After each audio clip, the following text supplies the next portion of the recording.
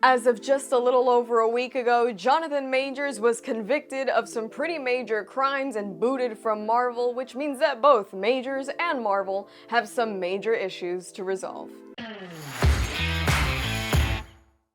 Hi y'all, SnarkyJay cosplay here.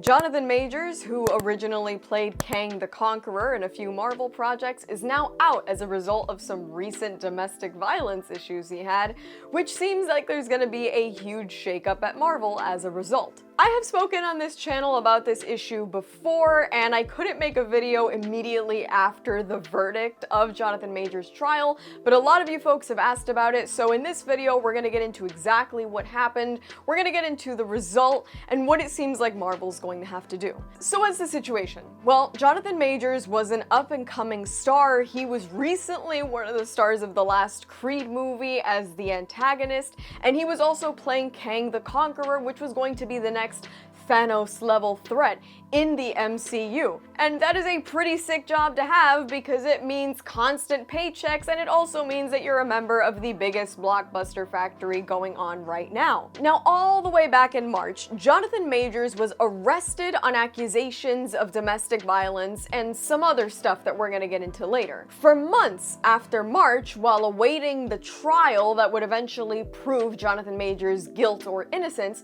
the rumor mill was buzzing. What would happen with Kang the Conqueror? Because, of course, Kang was supposed to be the next Thanos. He was going to be the big bad in all these different projects. He was in Ant-Man and the Wasp: Quantumania, he was in Loki, and he was supposed to be a consistent issue that would persist throughout all these films, much like Thanos did. Marvel saw themselves in a lurch, and the rumor mill once again started buzzing. It seemed like one of two things was going to happen.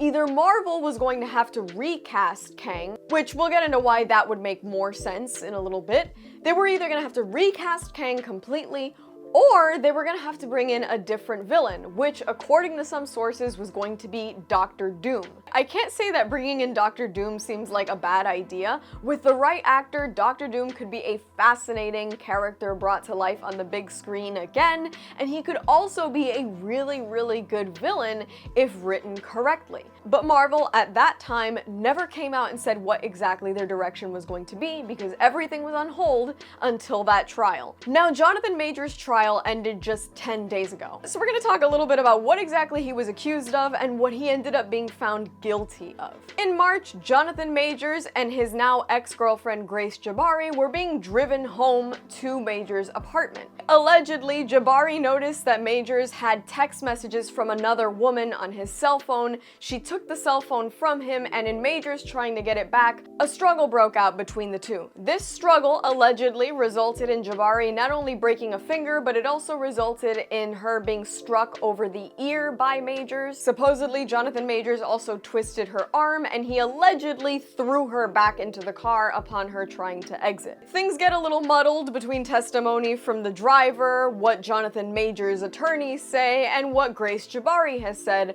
but supposedly Grace ended up back at the apartment by herself. Majors found her unconscious the next morning, and based on a series of texts that he had received, he assumed that she might be in danger. He called 911, and as a result of his 911 call, Majors was arrested and charged with several counts of domestic violence. It took from March until December, but a 2-week trial ended up resulting in Majors being found guilty on 2 of the 4 charges leveled against him, and he was convicted on 1 count of assault and 1 count of harassment. Now, both of these charges ended up being misdemeanors, and what the charges mean is that yes, Jonathan Majors did injure the victim, but he did so recklessly and not intentionally.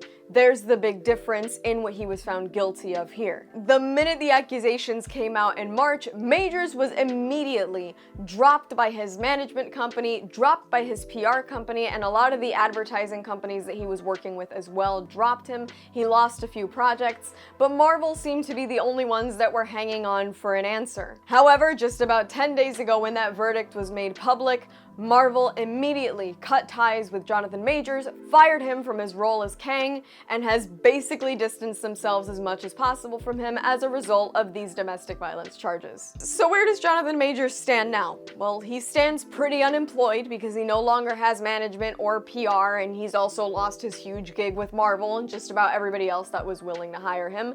And now Marvel, once again, stands at that lurch to try and figure out what they're going to do.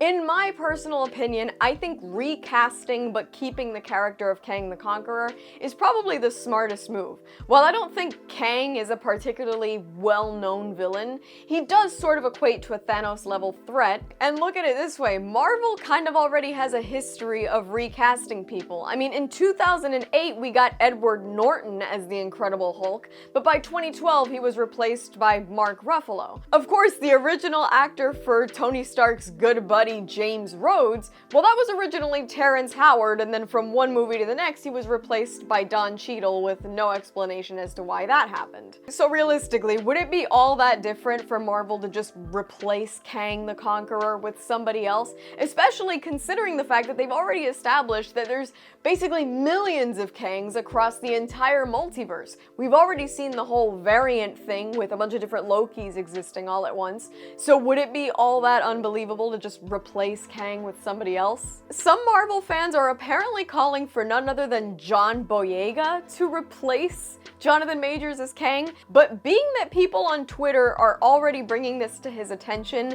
and his response is a gif of Donkey from Shrek shaking his head, I don't think the guy has any interest in doing this. If Marvel does go the direction instead of changing villains completely and moving on to Doctor Doom, I've got a casting choice for that one as well. I would love to see Doctor Doom be played by Jon Hamm, and that's not just because I have a huge crush on him from Mad Men.